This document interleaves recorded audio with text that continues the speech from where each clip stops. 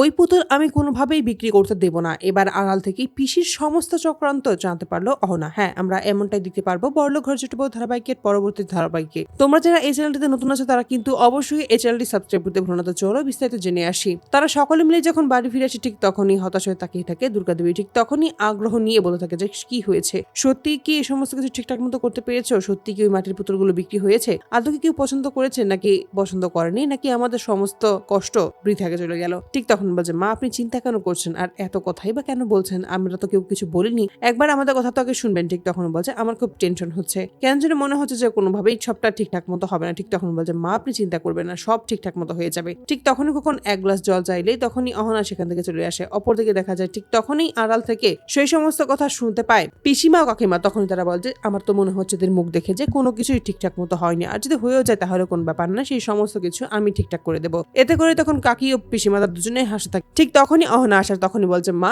আমরা অলরেডি 30টা পুতুল দিয়ে এসেছি, উনি বলেছে উনি সমস্ত কিছু ঠিকঠাক মতো করে দেবে। ঠিক তখনই দুর্গাদেবী বলছে তাই নাকি, তাহলে নিশ্চয়ই টাকা দিয়েছে। ঠিক তখন বলছে না টাকা এখনো দেয়নি, তবে বলেছে যে সমস্ত কিছু ঠিকঠাক হলে অবশ্যই টাকা দেবে। এতে করে তখন বলছে বেশ ঠিক আছে তাহলে তাই হবে। ঠিক তখনই বড়ভাবে বলছে হ্যাঁ মা আমাদের বিশ্বাস আছে, আপনার আশীর্বাদ যেখানে আছে, আপনার যত্ন আপনার ছোঁয়া যেই জিনিসটাতে আছে সেই জিনিসটা অবশ্যই বিক্রি হবে, সেই জিনিসটা কোনোভাবেই বিক্রি না হয়ে থাকতে পারবে না। এই সমস্ত কথা বলেই তখন দুর্গাদেবীকে আশ্বস্ত করে। অপরদিকে দেখা যায় কোনোভাবেই এই সমস্ত কিছু মেনে নিতে পারে না পিসিমা। ঠিক তখন বলছে কোনোদিনও এই সমস্ত স্বপ্ন পূরণ হবে না। এই বাড়িতে থেকে এই সমস্ত স্বপ্ন দেখা হচ্ছে পাপ, সেটা তোমরা এখনো বুঝতে পারছো না, তবে এবার তোমরা হারে হারে সেটা বুঝতে পারবে। তবে কার দোকানে দিয়ে এসেছে সেটা এবার আমাদেরকে জানতে হবে। ঠিক সেই মুহূর্তে শুনতে পাই যে পালবাবুর দোকানে দিয়ে আসা হয়েছে। তখন বলছে ও বেশ তাহলে ওই পালবাবুর দোকানে গিয়ে এবার সমস্ত কিছু আমাদেরকে করতে হবে। এই সমস্ত বলে তখন আরো ভালোভাবে ওদের কথা শুনতে থাকে। ঠিক সেই মুহূর্তে অহনা বলছে মা আপনি কেন ভয় পাচ্ছেন? আমার তো মনে হচ্ছে কালকের মধ্যেই আমাদের আরো 600 পিসের জন্য অর্ডার চলে আসবে। এই সমস্ত কথা বলে তখন তারা হাসতে থাকে এবং তখনই খোকন বলছে হ্যাঁ তাই জন্য হয়, আমরা সেই জন্যই তো করছি। ঠিক তখনই বলে যে বেশ তাহলে তোমাদেরও তো খিদে পেয়েছে,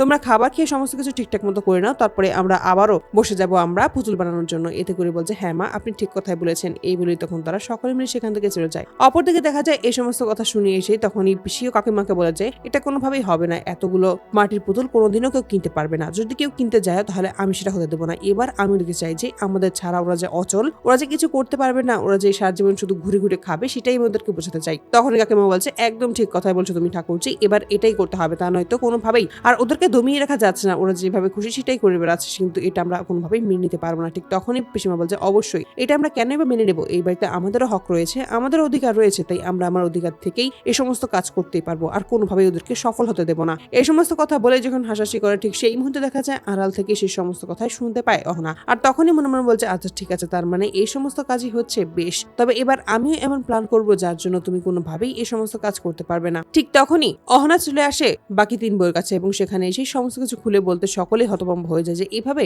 এতটা নিজ মনের উদাহরণ দিচ্ছে পিসিমা, সেটা কোনোভাবেই কেউ ভাবতে পারছে না। ঠিক তখনই বলছে তবে আমাদের এবার কিছু একটা করতেই হবে, আমরা খুব ভালোভাবে বুঝতে পারছি যে আমাদের সামনে বড় একটা বিপদ আসতে চলেছে, নিশ্চয়ই পালবাবুর কাছে পিসিমা যাবে এবং সেখানে গিয়ে কোনো ঝামেলা পাকানোর চেষ্টা করবে, কিন্তু আমরা থাকতে সেটা কোনোভাবেই হবে না, আমরা সকলে মিলে একত্রে মিলে এই সমস্ত বিপদ থেকে মোকাবেলা করব। এতে করে তখন সকলে মিলে হাত মেলায় এবং সকলে বলছে হ্যাঁ আমরা সকলে একে অপরের পাশে আছি, আর তাহলেই আমরা সমস্ত কিছু ঠিকঠাক মতো করতে পারবো।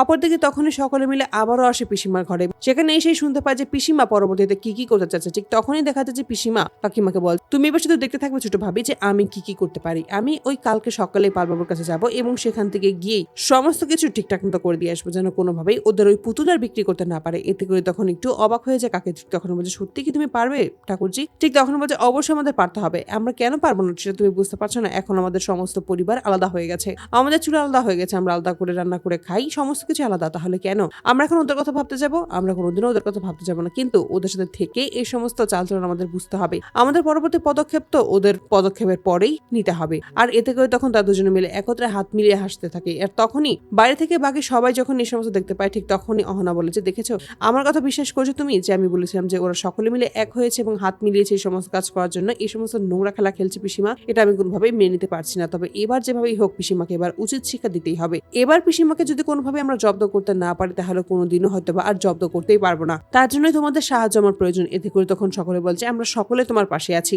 তো বন্ধুরা তোমরা কি চাও না এবার এভাবেই সকলের বিরুদ্ধে যে চক্রান্ত করছে পিসিমা এই সমস্ত কিছু যেন আড়াল থেকে জানতে পারে অহনা এবং সঠিক পদক্ষেপ যেন নিতে পারে, এবার পিসিকে যেন রামধলাই করতে পারে? অবশ্যই তোমরা তোমাদের মতামত কমেন্ট বক্সে জানাতে ভুলো না। ধন্যবাদ।